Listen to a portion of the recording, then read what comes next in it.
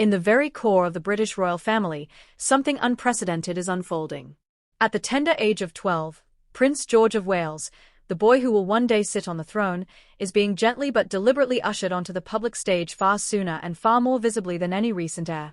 What we are watching is not merely a child accompanying his parents to events, it is the careful construction of the monarchy's next chapter, one meticulously planned appearance at a time. The absences of two senior royals have created an unexpected vacuum. Prince Andrew, once one of the most active members of the family, has been effectively removed from public life following the Epstein scandal and the civil allegations made against him. In 2022 he was stripped of his military appointments, patronages, and the style of His Royal Highness in an official capacity. He no longer undertakes engagements on behalf of the crown. Across the Atlantic, Prince Harry and his wife Meghan stepped away from royal duties in 2020, relocated to California, and have since pursued independent lives and projects that have frequently been critical of the institution. Despite occasional visits, Harry is no longer a working royal, and the rift with his father and brother appears deep and enduring. These two departures have left the working monarchy noticeably thinner on the ground. King Charles, now 76 and continuing treatment for cancer, has long championed a smaller, more cost-effective royal family. Yet even a streamlined model requires a certain number of visible, active figures to maintain public connection and fulfill the endless diary of engagements. With fewer senior royals available, eyes have inevitably turned to the next generation, specifically to the boy who is second in line to the throne.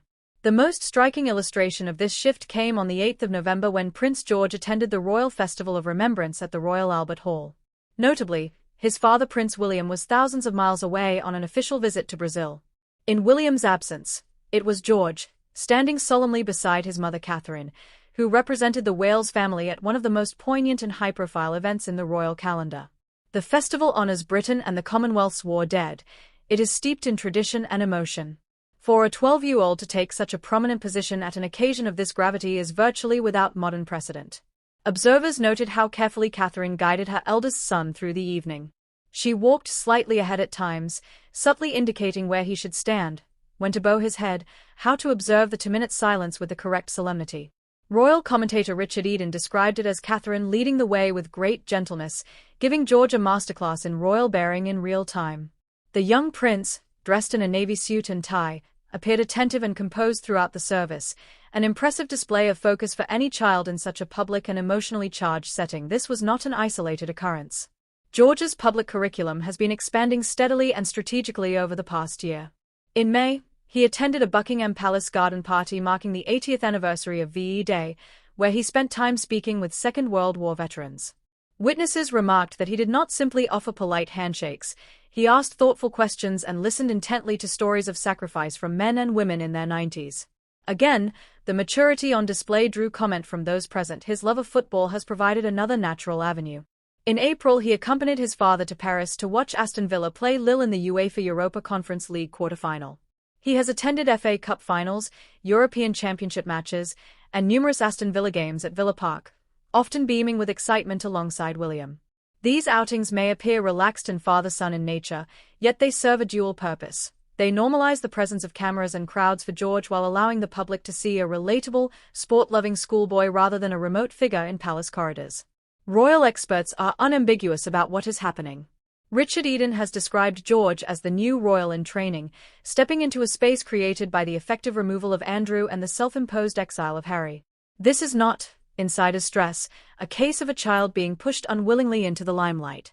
Every appearance is discussed in detail within the Prince and Princess of Wales's household, weighed for its educational value, and calibrated to avoid overwhelming a boy who still attends school, plays football with classmates, and, by all accounts, enjoys a remarkably ordinary private life at Adelaide Cottage in Windsor.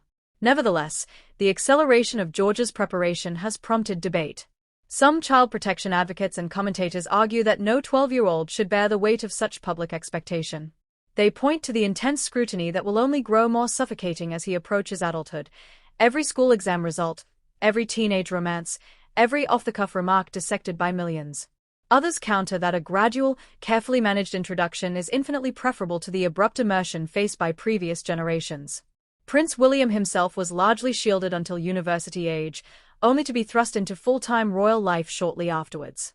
By contrast, George is learning the craft incrementally, with the steady guidance of parents who understand the unique pressures of his position better than anyone.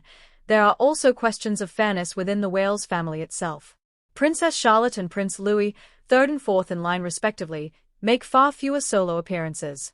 Charlotte occasionally joins major state events such as Trooping the Colour or Christmas at Sandringham, but she and Louis largely remain protected from individual spotlight. Is this differential treatment laying the groundwork for future sibling tension, or is it simply the inevitable consequence of preparing the direct heir while granting the spares greater privacy? Only time will provide the answer. Looking further ahead, the strategic logic becomes stark. King Charles's health remains a concern, and the day Prince William becomes king may arrive sooner than once anticipated. When that happens, George, at whatever age he then is, will instantly become Prince of Wales and the most senior member of the next generation. Starting his apprenticeship now ensures that the transition, whenever it comes, will appear seamless to the public. The British monarchy is, in effect, undergoing a controlled regeneration. Scandals that tarnish the institution are being left behind with the sidelining of one uncle and the departure of another. In their place steps a polite, serious-minded schoolboy who represents unblemished possibility. George has no controversial interviews, no questionable associations, no memoir of grievances. He is, for now, a blank yet promising canvas onto which the public can project hope for continuity and renewal. Whether this accelerated timeline is entirely fair to a child remains a valid and emotional question. Yet the royal family has little choice but to adapt to a world that demands transparency, relevance, and visible succession planning.